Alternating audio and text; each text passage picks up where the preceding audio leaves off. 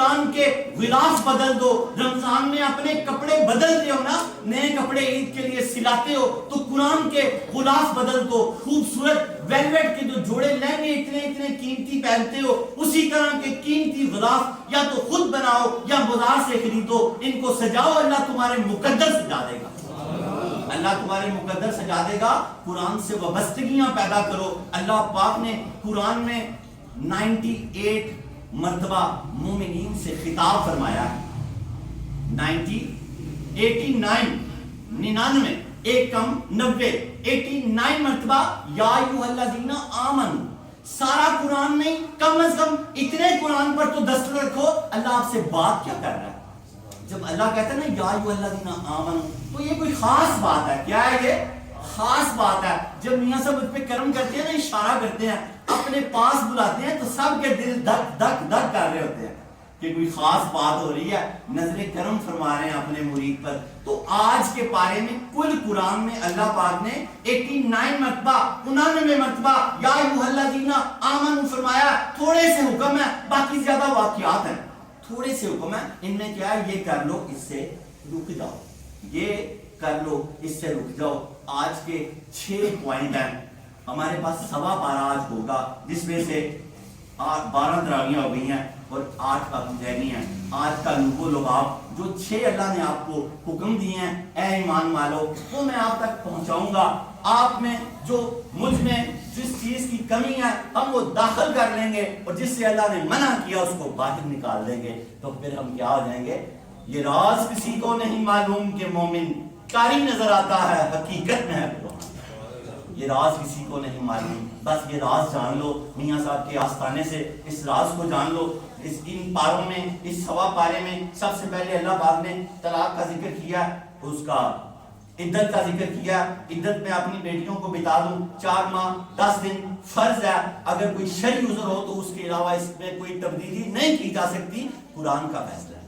شرعی عذر ہو تو وہ پھر علماء کرام آپ کو بتا دیں گے. پھر اللہ نے نمازوں کی حفاظت کا حکم دیا. پھر اللہ نے نمازوں کی پابندی کے ساتھ ساتھ ایک خاص نماز کا حکم دیا, حافظوا علی الصلوات والصلاۃ الوسطی وقوموا للہ قانتین. یہ آیت پڑھی گئی ہے, یہ آیت پڑھی گئی ہے. اللہ پاک نے فرمایا نمازوں کی حفاظت کرو, بالخصوص درمیانی نماز. حافظوا علی الصلوات والصلاۃ الوسطی, وسط کہتے ہیں درمیانی.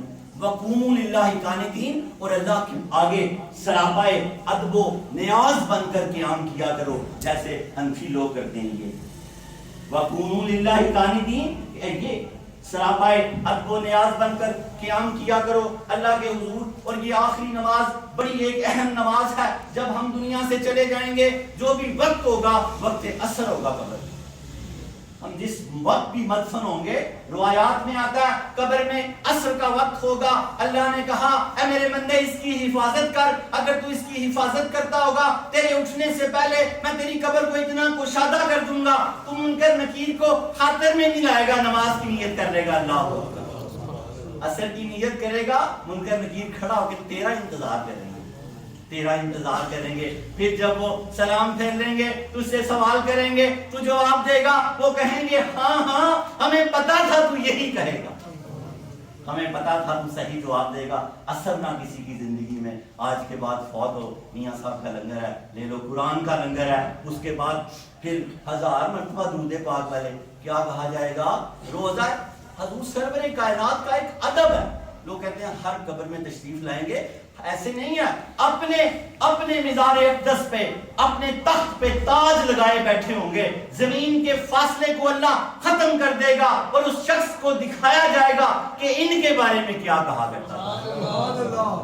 صلو علیہ وآلہ وآلہ کو میرا یقین ہے, ایمان ہے, آپ کا بھی ہونا چاہیے. حضور خود فرمائیں گے, اس سے کیا پوچھتے ہو, مجھ سے پوچھو, میرا امت ہی ہے. 1000 مرتبہ لنگر بھیجے بغیر سوتا ہی نہیں تھا. میں اس کا بھی نام جانتا ہوں, اس کے باپ کا نام بھی جانتا ہوں. حضور فرماتے ہیں مجھے باپوں کے نام سے درود پاک پہنچایا جاتا ہے. تو یہ چیزیں بڑی کمال ہیں, اس کو پکڑ لیں. آگے چلتے ہیں, بس چھوٹے چھوٹے پوائنٹ ہیں. آگے طالوت اور جالوت کا واقعہ. طالوت اور جالوت کون ہے؟ یہ موسیٰ علیہ السلام کے یہ سارا بنی اسرائیل چل رہا ہے. سورہ بقرہ اس کا نام ہی گائے سے ہے, بڑی طویل سورہ ہے. ان کے زوال و عروج کی داستانیں ہیں. اس کو پڑھ کے آپ آیا کریں گے تو آپ کو بڑا مزہ آئے گا. ترجمہ بھی آپ نے کل سے پڑھ کے آنا, پھر میں جیسے جیسے ریزیمبل کروں گا آپ بھی ساتھ ساتھ میچ کرتے جائیں گے. کل ہم چوتھا پارا پڑھیں گے انشاءاللہ. آگے پارا ہے, آج سوا پارا ہے. اللہ اکبر. تو وہ اس میں بنی اسرائیل کے سارے واقعات ہیں. طالوت بادشاہ تھا ان کا. پھر وہ جالوت ایک بہت بڑا کافر تھا. تو اس طرح پھر انہوں نے کہا کہ ہمارے لیے کوئی صندوق بھی گم ہو گیا, وہ بھی ڈھونڈا گیا. پھر وہ سکینہ تابوت سکینہ, اس میں موسیٰ علیہ السلام کا عصا, جبنا کچھ چیزیں تھیں, ان کو میدان میں رکھتے تھے تو اللہ اس کی برکت سے فتح دے دیتا تھا. انہوں نے بڑی بری حالت کے بعد وہ ڈھونڈ لیا آخر. پھر انہوں نے اپنا ایک بادشاہ مقرر کیا جس کا نام طالوت تھا. پھر مقابلہ کرنا تھا جالوت سے. جالوت کا قد کوئی 100 گز کے لگ بھگ تھا. وہ ڈرتا ہی نہیں تھا اس سے. حضرت طالوت نے اعلان کر دیا کہ جو اس بادشاہ اس کافر سے لڑے گا میں اپنی آدھی سلطنت اس کو دے دوں گا اور اپنی بیٹی کا رشتہ بھی دوں گا. داؤد علیہ السلام ابھی بڑے چھوٹے سے تھے. داؤد علیہ السلام ابھی بہت چھوٹے, جیسے لڑکیوں جیسے یہ بیٹا ہے, لڑکے جیسے ہوتے ہیں. تو انہوں نے ہاں بھی مار لی. وہ کہتے ہیں کہ وہ میدان میں سب سے آگے داؤد علیہ السلام ہی تھے. انہوں نے نا ایک وہ گلیل تھی ان کے ہاتھ میں, اس وقت کا وہ ایک اوزار تھا. انہوں نے ایک موٹا پتھر رکھا گلیل کے اندر, تو کھینچ کے تن کے مارا تو وہ جالوت کے جا کے ماتھے پہ لگا, اس کی کھوپڑی پھٹ گئی. تو اللہ نے قرآن میں کہا داؤد نے جالوت کو قتل کر دیا. وہ معاملہ ختم ہو گیا.